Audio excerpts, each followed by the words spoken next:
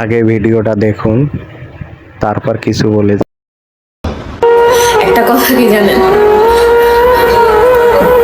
জীবনে যে মানে মানসিক অশান্তির কারণ হয়ে দাঁড়াইব তার এই জীবন থেকে সরাই দিবেন। জীবনে একটু শান্তি দরকার। জীবনে কোনো কালচার রাখা যাইব না। কালচার গুলো জীবনে এসে জীবনটা নষ্ট করে অতিষ্ঠ করে দিয়ে চলে যাইব। সবাই বলে যে মানে মানে প্রিয় বা শুদ্ধতম ভালোবাসা হলো অপেক্ষা করা। ভাই, ওই অপেক্ষা করার কোনো দরকার নেই। যে অপেক্ষা করলে আর জীবন শেষ হয়ে যাবে, কিন্তু মানুষটাকে আর পাবো না।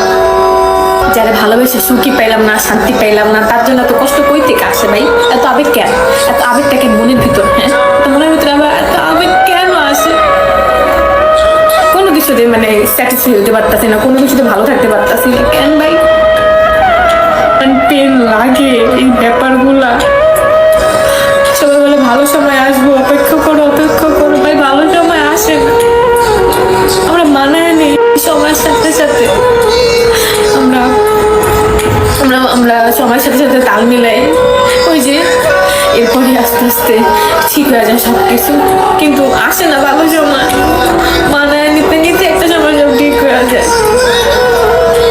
কি যে একটা মানুষ মরে গেল তো মরেই গেছে গা, মাটি দিয়ে আসছি, হ্যাঁ, কিন্তু বাচ্চা থেকে যে পেনগুলা লাগে দেখতে শুনতে, এতে বড় পেন আর কিছু না।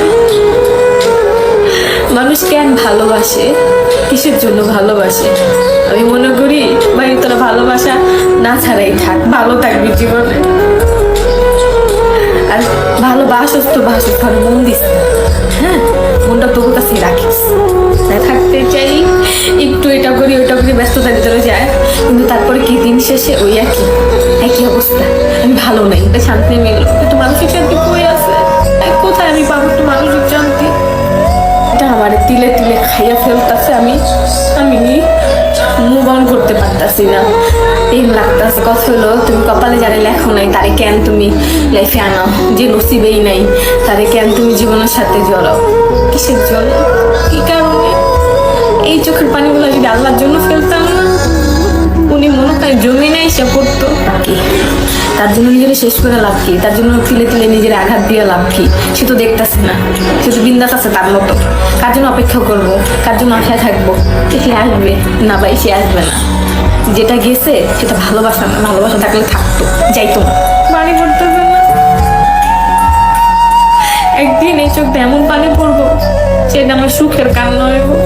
এখন হয়তো দুঃখ পাওয়া কান্নাছি, একদিন আমি সুখ পাওয়া কান্না করবো, আল্লাহর কাছে করবো।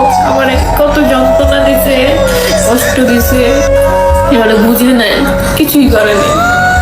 আমি এটা বলি